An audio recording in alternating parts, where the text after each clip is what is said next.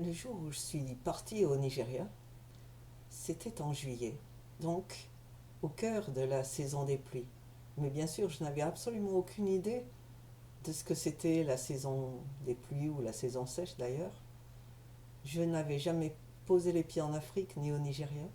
Je me souviens seulement que mon frère, qui se rendait cette même année pour la première fois en Afrique en tant que missionnaire, m'avait dit il faut emporter un tricot, il va faire froid. Je m'étais dit tiens, ça c'est bizarre. Je crois que j'avais pris un tricot, hein.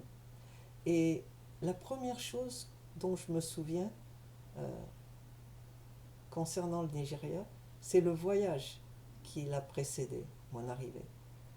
C'était un avion de Nigeria Airways à l'époque.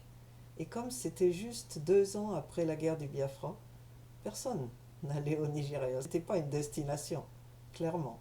Sauf pour les gens qui travaillaient dans l'urgence. Et donc, il y avait ce grand avion, et nous n'étions que 4 ou 5 dans l'avion. Et donc, c'était assez solitaire comme expérience. Au début du vol, une hôtesse est arrivée et elle m'a donné une petite, un, un petit encas. Et je me souviens du sandwich parce que c'était ma première fois de manger un sandwich d'une forme étrange. C'est un sandwich qu'on trouve partout aujourd'hui dans le monde anglophone, même en Angleterre d'ailleurs. Ce sont des sandwichs qu'on a coupés en deux transversalement. Donc ça avait une forme triangulaire et c'était du pain de mie, ce qui est aussi très rare en France. À l'époque, on ne mangeait pas de pain de mie. C'était pour les gens sans dents. Et donc elle m'a servi ça et du thé, je crois. Et puis on ne l'a plus revu du tout. Et le voyage a duré quelques 5 heures. Et j'étais seule dans mon coin. Il y avait deux ou trois hommes de l'autre côté de l'aile, de l'allée. Et j'ai regardé par le hublot. Nous étions au-dessus des nuages. Le ciel était magnifique, bleu. Et on ne voyait pas grand-chose. Mais à un point, on a vu du sable. J'ai vu du sable. C'était le désert du Sahara. Et je n'avais aucune idée de la distance à parcourir au Sahara. Je n'avais pas regardé la géographie, la carte de géographie. Et je regardais, j'étais fascinée par cette étendue de sable à perte de vue. Et j'ai continué à regarder pendant très longtemps jusqu'au moment où un des autres passagers m'a dit ah, vous pouvez regarder encore longtemps, hein. Ça va durer le Sahara. Ça finit pas comme ça. Ou quelque chose d'approchant.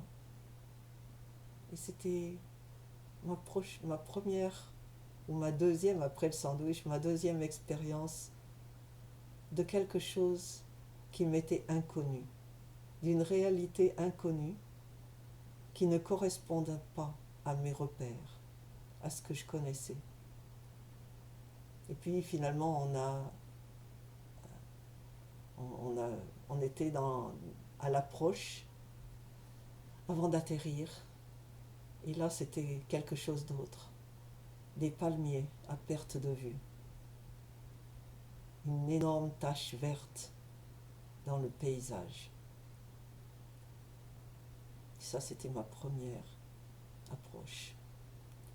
Et je ne me souviens pas comment on est arrivé finalement à Enugu. Je pense que j'ai dû changer d'avion, mais j'ai complètement oublié. Mais à Enugu, je suis descendue de l'avion et euh, la personne qui m'attendait, c'était mon chef de département, un Canadien, euh, qui m'a accueilli en me demandant si tout allait bien. Et je lui ai dit oui. On est rentré dans l'auto qui devait aller à Nsuka, donc il y avait une distance d'à peu près 1 heure et demie. Et il m'a demandé tout de suite si j'avais pris des médicaments contre le paludisme.